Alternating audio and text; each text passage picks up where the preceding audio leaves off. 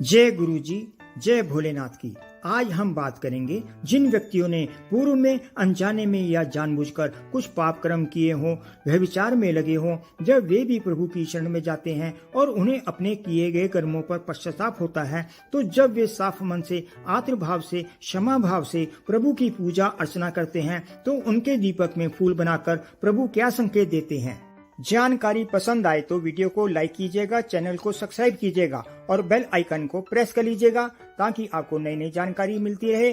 तो लीजिए, आइए शुरू करते हैं। जैसे कि हम अपनी पहले की वीडियोस में बता चुके हैं कि दीपक में फूल क्यों बनता है और यह एक शुभ संकेत होता है। यहाँ हम चर्चा कर रहे हैं कि बहुत से व्यक्ति ऐसे होते हैं जो पाप कर्मों में लिप्त होते हैं। कई बार लोभ के कारण वे दूसरों से ठगी भी करते हैं, व्यापार भी करते हैं, तो उसमें भी मिलावटी सामान बेचते हैं। कई बार क्या होता है कि कुछ व्यक्ति व्यभिचार में भी फंस जाते हैं। पराई स्त्री या पर पुरुष के पास जाना उनके दिमाग में बस उस वक्त वासना का भूत सवार होता है। उस वक्त उनकी मनोदशा ऐसी होती है कि वो समझ ही नहीं पाते कि क्या अच्छा है क्या बुरा है, कि वे क्यों अपने कर्म खराब कर रहे हैं। कई बार क्या होता है कि किसी से मन ही मन में दुश्मनी चल रही हो तो वे उसका अहित करने के लिए कुछ बुरे कर्म भी कर बैठते हैं। अब क्या होता है कि सामने वाले का अहित बुरा हो या ना हो, लेकिन अपने कर्म खराब हो जाते हैं। कुछ लोग अपना फायदा लेने के लिए लोभ में दूसरों को नुकसान भी कर देते हैं।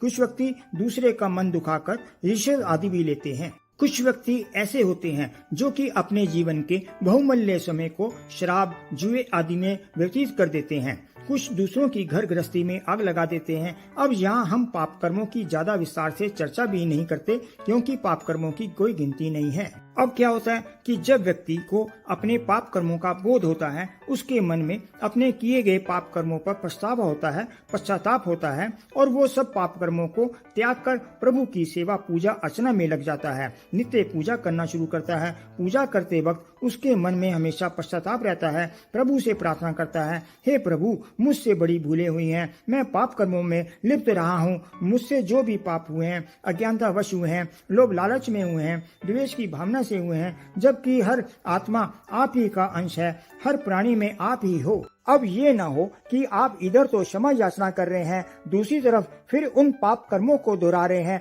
बल्कि साफ मन से आप प्रभु की पूजा अर्चना करते हो, आत्म भाव से अपने इष्ट से क्षमा याचना करते हो। तो क्या होता है, जब व्यक्ति पाप कर्मों में लिप्त होता है तो जैसे कर्म होते हैं वैसे ही बुरे विचार मन में आते रहते हैं। जैसे आपके मन में विचार आया कि चलो आज नशा करते हैं, तो आप वो नहीं करते। आपके मन में विचार आया कि पर स्त्री का, आप उस विचार पर मन पर कंट्रोल कर लेते हैं। किसी को धोखा देने का विचार आया, आप उस पर भी कंट्रोल कर लिया कि किसी को धोखा नहीं देना। तो उन विचारों पर अंकुश लगाना, उन पर अमल नहीं करना, ये भी तप है। तो जब आप अपने इष्ट के निमित्त नित्य पूजा का नियम बनाते हैं, जब आप नियम पूर्वक पूजा पाठ मंत्र जाप करते हैं, भोग प्रसाद अर्पण करते हैं, धूप दीप प्रज्वलित करते हैं, धीरे धीरे आपका मन अध्यात्म की ओर बढ़ने लगता है। आपकी लगन बढ़ती रही होती है, आपको बहुत समय हो जाता है। आप अपने पूरे मन से, श्रद्धा से अपने भगवान, अपने इष्ट की पूजा करते हैं, उनके मित्र पुष्प आदि अर्पण करते हैं।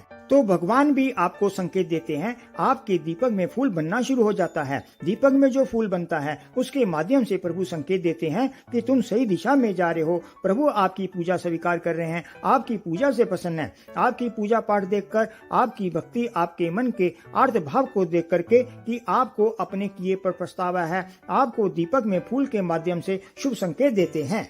अब क्या होता है कि फूल बनने का अर्थ ये नहीं कि आपके जीवन में सब कुछ तुरंत ठीक हो जाएगा, आपकी मनोकामना तुरंत पूर्ण हो जाएगी। फूल बनने का एक अर्थ यह भी होता है कि आप सही मार्ग पर जा रहे हैं। आपके भगवान अब आपसे प्रसन्न है, आपकी पूजा स्वीकार कर रहे हैं, आपकी बातें सुन रहे हैं, आपकी समस्याएं सुन रहे हैं, आपका भाव देख रहे हैं, आपका पश्चाताप स्वीकार कर रहे हैं। अब जरूरत है कि आप सही मार्ग पर चलें, पुनः दोबारा पाप कर्म में लिप्त ना हो जाएं। आपने जो पाप कर्म किए हैं वो धीरे धीरे आपके पूजा पाठ से, आप जो मंत्र जाप करते हैं, आप जो अपने इष्ट का नाम सुमिरन करते हैं, उनसे वो जल जाएंगे। जैसे अग्नि होती है, उसका क्या धर्म होता है? उसका धर्म होता है जलाना।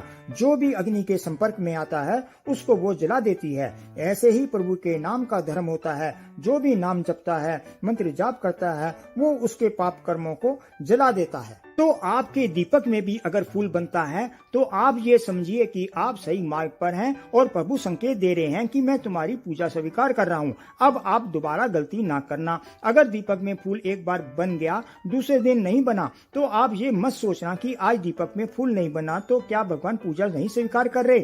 एक दिन बन गया तो इसका अर्थ प्रभु ने पूजा स्वीकार कर ली, आप उनकी नजरों में आ गए हैं। आप सिर्फ शुद्ध मन से आप अपनी नित्य पूजा करते जाओ और अपने कर्म सुधारते जाओ। एक दिन ऐसा आएगा कि आपके संपूर्ण पाप कर्म जलकर भस्म हो जाएंगे और आप एक पवित्र आत्मा के स्वामी बन जाएंगे।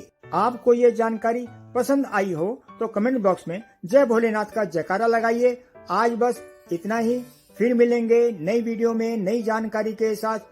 जय गुरु जी, जय भोलेनाथ की।